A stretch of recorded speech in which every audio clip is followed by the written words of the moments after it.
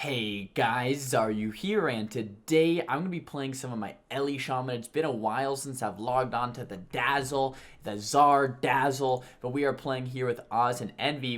This is the main team I play with my mage, but we're playing some alts today, so it's actually pretty fun to play the same guys, but just on our alt characters. We're playing Elemental Shaman, Demonology Warlock, and that Restoration Druid, and we are fighting the Ret Hunter, Resto Shaman here on Ashamane's Fall.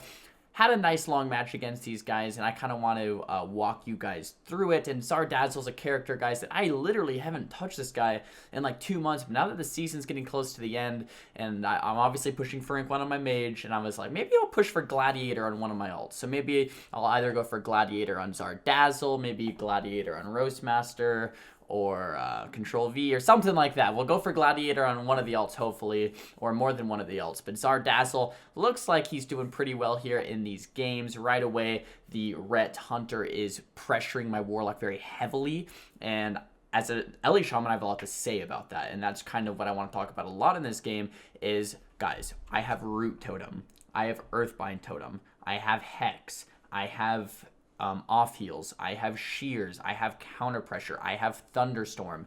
If your teammate is dying as an Ellie Shaman, chances are, well, I don't want to say chances are, but there's a good percentage chance that you can do something about it, right? Chances are it's your fault is what I was going to say, but maybe your healer's not healing, or maybe your DPS is standing in the wrong spot. As you can see, my Warlock's doing a great job of line of sighting the Hunter while continuing his pressure. Envy's doing a great job of healing as well. I killed the Cap Totem there, but it still hit me, unfortunately. But as an Ellie Shaman, guys, with all of these tools, with my slows, with my hexes, with my off heals, with my knocks, with my counter pressure, there is a lot I can do to keep my Warlock alive, and that's really what we want to focus on, besides the obvious pressure. So goals as an Ellie Shaman, guys, we're spreading those Flame Shocks, we're spreading that damage, we're spreading the Ice Fury damage when we can. So when you want to do damage, guys, it's Sky Fury, Stormkeeper, Ice Fury. Those are kind of like your three main tools that you're going to be wanting to deal damage with. When those tools are down, you want to use them almost on cooldown as an Ellie Shaman, but when those tools are down, you're going to be spreading those Flame Shocks, using the Lava Burst procs as you get them and as they continue to come, and then you want to purge, and then you start really defining Ellie Shaman gameplay when you come to the support of Ellie Shaman with all the stuff I was talking about earlier. But here's a ton of damage, Chain Lightnings. Fun fact, you can use that Earthshock stun at 81% or higher Maelstrom if you play with percentages. If you don't play with percentages, it's just 100 or more Maelstrom. But since you actually have more than 100 Maelstrom now, 100 or more Maelstrom, you'll use that Earthshock stun. Oz is getting very low here in the game, so I either want to throw out a Hex, maybe some off heals, maybe a Root, or Zar Dazzle decides to just do some counter pressure. There's a Healing Surge or two, and I get a kick out of the way, and that is fine. That is absolutely fine to just start casting, get that kick out of the way. That's one less kick for my healer to deal with, one less kick for Oz to deal with, and I don't mind that at all by any means. Now the Earthbind's off, kind of slowing me. Use that Ghost Wolf for that extra mobility. We have a gateway so we can kind of cross back and forth pillars right here. Going for a Hex here on Casca, the enemy Restoration Shaman. I'm trying to shoot Kashir, but I don't quite get it for so long, and then I cast again and I do get interrupted. Looks like they're turning pressure onto me a little bit. And here in this game, they can't really find their target. They're trying my Warlock for a while. They're trying me for a while. It's very difficult for them. And when they're going me, it's very simple, right? I want to run around the pillar. I want to line of sight the Hunter. And I want to just continue to let the Hots roll and then heal myself with Healing Wave because I am surging. It's going to heal me again 3 seconds later for half the amount in PvP combat. So we want to really just line of sight the Hunter. I'm not going to die to a solo Ret Paladin, and if I need to, I can pop a cooldown like Wall, or my Druid can throw a cooldown like Ironbark onto me, and we will be completely okay. And as you guys have kind of already seen in this game, and as you kind of probably already guessed, this is a very defensive playstyle for us. We are not rushing down the enemy team. We're getting, like, this is our offensive pressure right here, and I was going to talk about this in a second, but since it's happening right now, I'll interject myself. Here's the Fellord stun. We have the Axe Toss. Normally I'd want a Stormkeeper Sky Fury here, but it's already on cooldown, so it's a little bit of miscommunication between Oz and I. But this would be a time where we Stormkeeper, we stun everything. This is our offensive pressure, and to be honest, sometimes we'll even use it a little bit defensively because we'll be in trouble and we'll throw that down and then they'll have to run away because they cannot stand in that Fel Lord. So that Fel Lord is kind of like a dead zone for the enemy team as well. So it's almost like a pillar if you want to think about it like that. You throw the Fel Lord down, now they have to run away from that. If you want to sit in it or kite around it, you absolutely can. And that kind of turns the pressure back around. But look at the mana. Casca, 50% mana here. Envy, little over 50% mana. And as far as defensive cooldowns, I haven't had to use Trinket. I haven't had to use Wall. We haven't had too many close scares. So that's why they're not really on me anymore. They're going Oz quite a bit more in this game because Oz is actually dying a little bit. They're the one that he's like, okay, we can actually kill Oz here, maybe. So I actually think, I'm not quite sure the right play for Ret Hunter, to be completely honest. I think it's a very difficult matchup for the Ret Hunter because if we just use our defensive correctly, line of sight correctly, don't overlap too much defensively with Hellstone and Wall or something like that. You just slowly use our defensive cooldowns. I really think it's gonna be hard for the Ret Hunter to come ahead. But as you can see here, they do have a lot of damage, and they have a lot of CC for a healer. They have the Hammer of Justice. They have the traps. They have those bursting shots. They have the interrupt. So if they get a nice CC chain going, they could get us quite low. But if we use our defensives, I think we should be able to survive in the end. That Cap Totem hits me, unfortunately. Zardazzle, come on. You're 0 for 2 on those Cap Totems, man. Gotta click those Cap Totems a little bit quicker and kill them. And once again, they turn the pressure back to me. Line sighting, going for those healing waves. And right now, I have Stormkeeper and Ice Fury available. Sky Fury's not quite up yet, but that means I can do a huge burst setup pretty soon. But guys, defense always comes first when you're queuing a composition like this.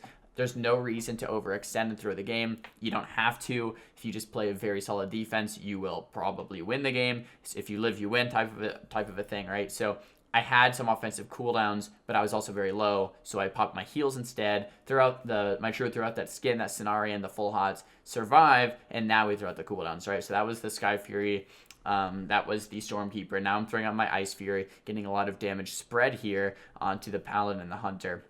And something I failed to mention that's actually very critical and very important so far in this game is that I am hitting the target without Earthshield pretty much the entire time. I'm hitting the Hunter until Hunter has Earthshield, and then I switch my focus onto the Ret Paladin until the Ret Paladin has Earthshield. And I'm never really hitting into the Earthshield target. That means all of my Lava Burst procs are going into non-Earthshield. That means all of my Ice Furies and Stormkeepers are going into non-Earthshield. This is going to maximize my DPS. There's the Cap Totem again. I actually click on it, but I was not quite quick enough, and I actually got capped again. So we're 0 for 3. Zardazzle. Bad. But there's the Hammer of Justice onto my healer, and it's actually a little scary. So I throw out a couple of heals to help support. I'm actually going to choke out with that Hex right there, choke the Wind Shear, and once again, we're line of sighting. So if they ever go Envy, it's on me to throw out a Hex, maybe a Wind Shear, maybe some off heals, maybe a knock, something like that to survive.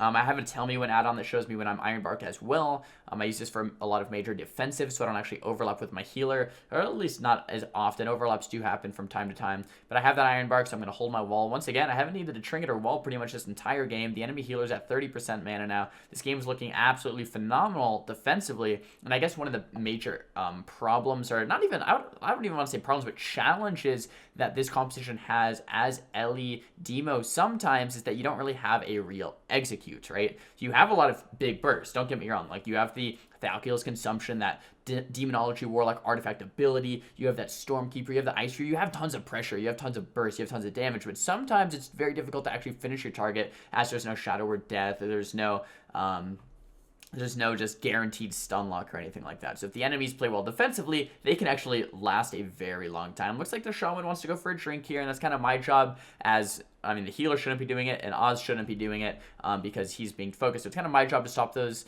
drinks on Casca, and I really wanted to pause this moment just for a second here, guys. This is the Fel Lord with the Stormkeeper. Look how deadly it is. So if we time this up a little bit better more frequently, we might have already won this game. But the Stormkeeper cleaving everyone, Fel Lord cleaving everyone, stuns everywhere. It's very deadly. We get the Hunters, the turret right there, his turtle, aspect of the turtle there to immune all that damage. We do a ton of damage onto the Paladin as well. He gets Clone Low. He does Trinket that Cyclone. Looks like the Paladin might have to bubble. Shaman's pretty much out of mana. This game's going wonderful. We're full HP. We have every defensive cooldown. This pretty much couldn't be going better for us. And a lot of that happens from these very offensive goes. And I think we really could be doing that better. So that's one thing that I'll keep in mind now after watching this, is definitely communicate with Oz. Wins that Fellord. I have Stormkeeper in 30. Okay, cool. Get that Fellord Stormkeeper, because we absolutely destroy it, and save the Sky Fury for that moment as well. Here's some more Chain Lightnings and Resun on that Hunter. The Shaman does get that Spirit Link Totem off, though, so they're going to live to see another day. That was a very nice Spirit Link, keeping his team alive right there from the enemy Shaman. Throw out the Ice Fury, continue the pressure. Vanguards has that Earth Shield, but he's the only one in the open, so I'm going to hit him just for a second. The Bash comes out. Pretty sure Vanguard still has that Bubble cooldown, knocking Casca away. He leaves back in. This is his Ascendance. Very nice Cyclone from Envy on the Ascendance from the Shaman to stop all of the heals. Have that Earth Shock stun available. Go ahead and stun the Hunter. Once again, hitting the non-Earth Shield target for the majority of this game, throwing out those Chain Lightnings. We do force Bubble, and at this point, as long as we don't throw the game, we're going to win, right? Like, I have Wall. I do pop Wall because I'm like, this game's pretty much over. I gate, and once again, the enemy team's on the back foot, but if we just stabilize defensively, there's no way they could ever win. The only way to lose at this point is really to overextend and throw the game, really, right? And just die. So we're like, all right, we're getting a little too overzealous. Let's just gate back, heal up. And right here, actually, in the moment, the trap landed on the Envy, the bursting shot, and I was a little nervous, but I did have that. I think that was that Hellstone heal with some hots rolling in. Now Casca's very low. Pretty much anything can die at this point. 1% life. We're kind of chasing him down here, throwing out those Frost Shocks. So once again, we had a moment where, like, guys, we don't need to kill right here. Like, we can, but if we just play defensively, heal up, there's no way they ever in a million years come back. So I'm just sitting behind the pillar, healing up, letting the dots do some work. Pally's no bubble. Hunter, no aspect of the turtle. Shaman, out of mana. No link, no defensives. And here, if I just get the Stormkeeper off, throw out some Chain Lightnings, they're pretty much all going to go down here. So this is kind of the moment we were waiting for. Throw out that stun, a couple more Ice Furies, a couple more Stormkeeper, Chain Lightnings, and Pally eventually goes down. The whole enemy team is pretty much dead, and really the lesson here is defensive play when you're playing LSD is very important. Rotating through your defensive cooldowns, not overlapping, is very important, and keeping yourself alive. And if you do that well enough in the long run, you're just going to win. So this is actually around 2,700 MMR, which isn't too bad for Zardazzle, and we want to push up to, I think Gladiator range might be around 2,700. So we want to push Zardazzle up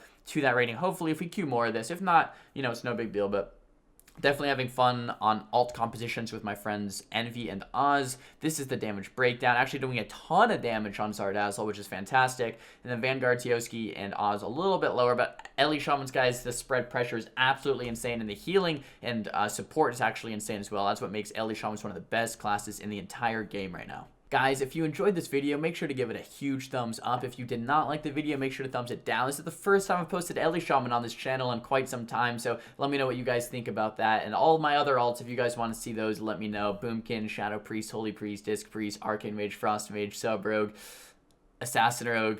So that's all I've got off the top of my head. But guys, I really hope you enjoyed this video. Don't forget to subscribe, and I'll see you guys next time.